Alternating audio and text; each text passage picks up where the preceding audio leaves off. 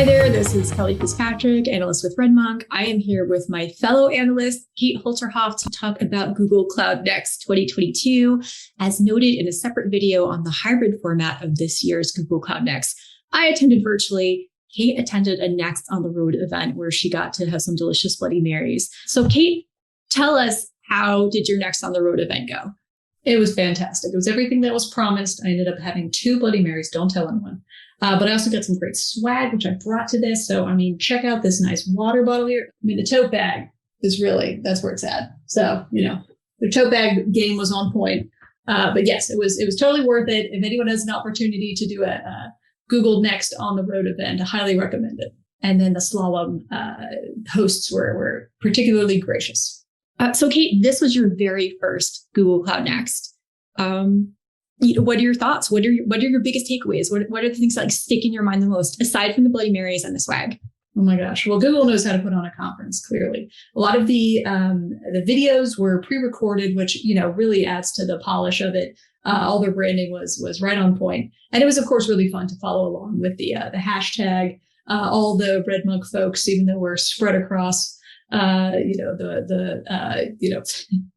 the US as well as the UK. James was even in on it from London. Really fun to see how everybody was reacting to some of the announcements. And so I had a great time being in a room full of people, especially post-COVID. This is something I haven't had an opportunity to do, in a very long time, and couldn't recommend it highly enough.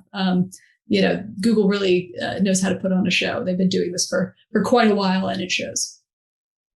They do. For me, the Translation Hub, I think that is legit awesome technology. And I thought it was really great to see that really spoken about not only in the introductory keynote, but I think we got a demo of it like later on in that kind of, initial 3-hour kind of keynote segment as well. And then and absolutely it came up again in the tech predictions for the developer keynote, which, like, Kate, do you have any thoughts on the tech predictions and any predictions that really stuck out for you? Yeah, definitely. Well, on the note of AI, that certainly was the theme throughout.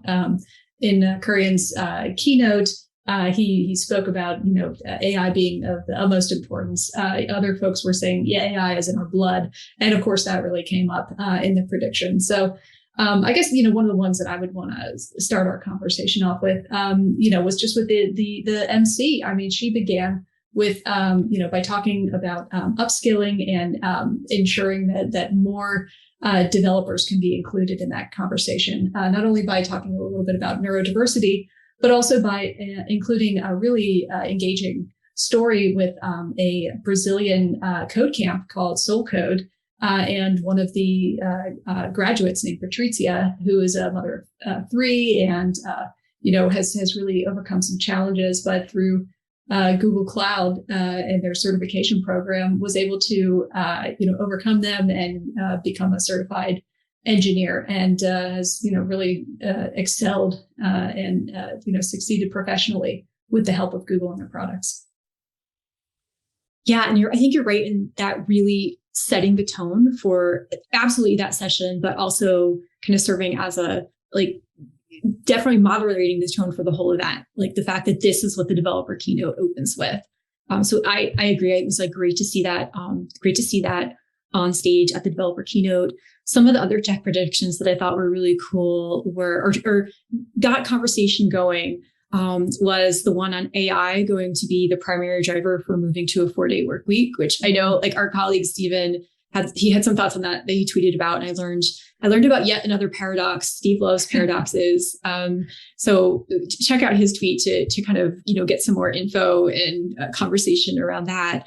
And then they also really like the kind of curated open source prediction, which is, this is definitely something almost everyone is running open source. So getting around, how do we use it in a more kind of effective, smart and supported way, where we see folks like Tidelift already really concerned, about this and trying to figure out, how to better support open source maintainers and make open source better for consumers. But to see that on, the main stage for Google Cloud Next was also kind of really, really cool. Yeah, I agree with you. The 4-day work week, I think, was sort of groundbreaking in terms of getting the audience reaction as well. You could hear folks clapping when she repeated that announcement. So yeah, that would seem to be a real game changer for everyone. So one talk that I want to make sure that we talk about is Ashley Willis's amazing keynote on burnout. This is a topic that like we've heard about burnout throughout the pandemic. And I think in some senses, some people feel like, okay, this is done. We're over this. But like this, her talk was so informational. It was great in terms of like, how do you recognize burnout? How long does it take to kind of get over burnout? What are some things that individuals can do to avoid or recover from burnout? And most importantly, what can managers do to help their folks not get burnt out? Which I think is amazing, because if I'm a manager, I have to deal with my own burnout and then the burnout of like all of the people that I am managing. So like this is, again, for me, this was probably the most important talk of the entire event. And seeing Google Cloud giving this a half hour of its keynote real estate, kudos, Google, like good job with this. But Kate, what were your thoughts on the talk? Well, first off, let me compliment her on her illustrations. I mean, I have done a lot of thinking about how characters and having sort of the visual component take pride of place in presentations is something that I'm encouraging any presenters to do. And she just went head in with that. So, and apparently they're her own illustrations. Very cool. Really made a personal touch and really helped me to understand and engage with her overall argument there. And they were just so much fun. They really showed her sort of grappling with everything that we all have experienced with home life, creeping into our office life. She had some illustrations of her children hanging on her and trying to cook, and her, significant other kind of coming in the background. So, it was just, they were so relatable, so fun. So, first off, loved that part.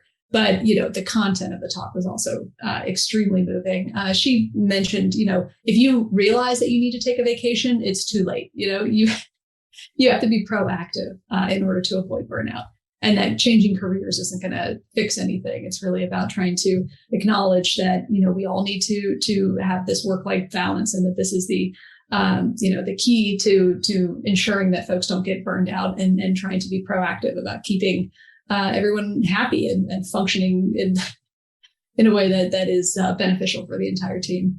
So Kate, for your first Google Cloud Next, do you have any final thoughts that you want to leave folks with?